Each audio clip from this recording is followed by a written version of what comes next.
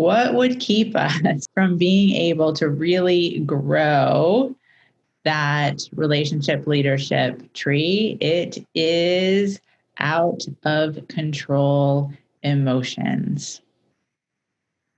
Out of control emotions. And for those of us who are highly sensitive, we can have these moments where it's literally as if our nervous system has been hijacked. And I don't know about you, but definitely for me, a lot less than it used to be. But what will contribute to the hijacking of my nervous system is a consistent building up. So not actually speaking up and not actually being able to either know what it is that I need or express my needs. And when that happens once and twice and 3 and 4 and 5 and 6 times, and then it hits a crescendo, similar to how the video clip was just showing. And then it's almost as if it erupts. It's like my nervous system literally can't take anymore. It's an absolute overload. So we want to take a look at and begin to understand, what is it that trips the wire? What is it that flips the lid for each one of us? And so take a moment and write that question down for yourself. What is it that puts you over the emotional edge? What is it that trips your wire and flips your lid? And as we begin to more clearly understand what is it that puts us over the edge, trips the wire, flips the lid, then we can begin to back out from that moment of being flipped, tripped, put over the edge, and be able to start to make a different choice earlier rather than in that moment when the nervous system has gone too far, so far that it's been hijacked. So in order to be able to do that, what's really helpful is to take a look at attachment styles. So the anxious preoccupied attachment style tends to be the dominant attachment style for highly sensitives. Tends to be. So just very briefly, as we look at this, the anxious preoccupied attachment style requires ongoing reassurance.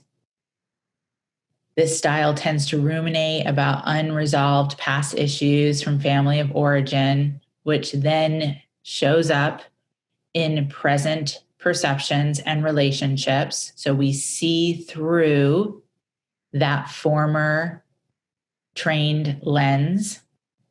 We tend to be overly sensitive to others' actions and moods. We take others' behaviors too personally.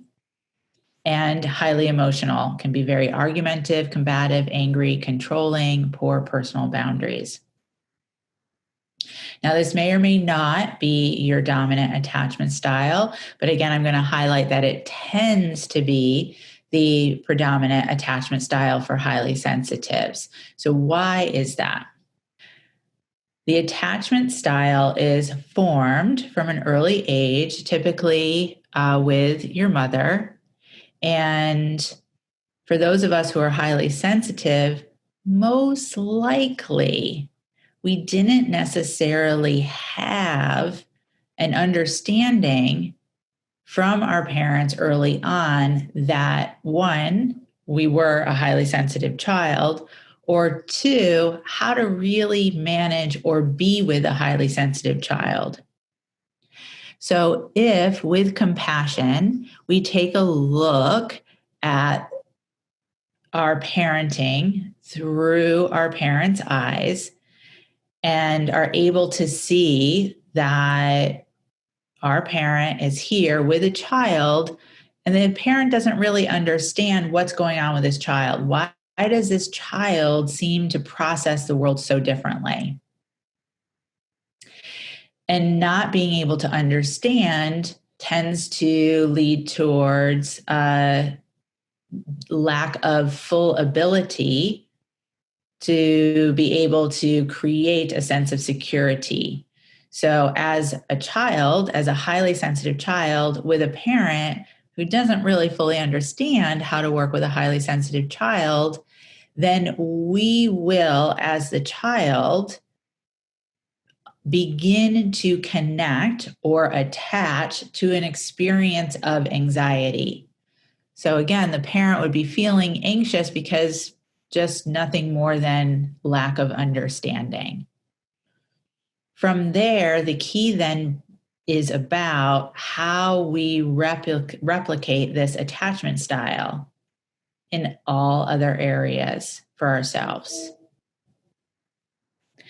So, when it comes to getting what we want, to having our needs met,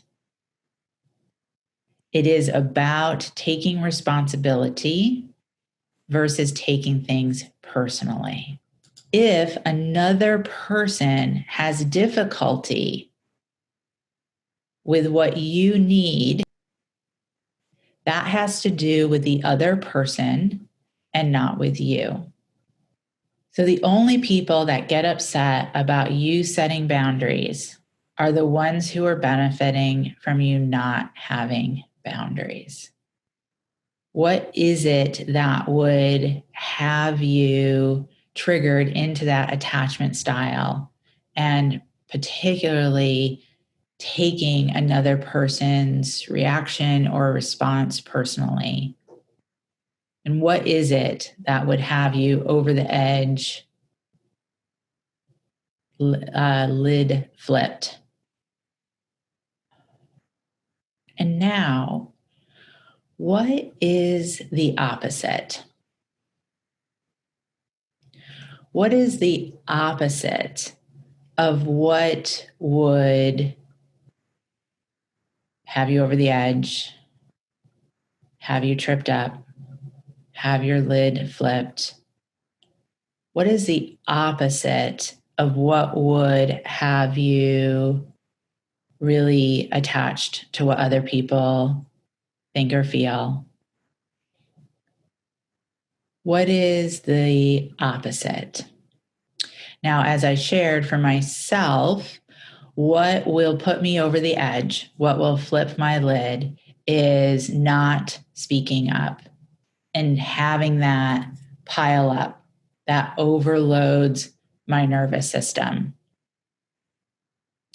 So, what will nourish is brave, passionate communication. So, what is it for you?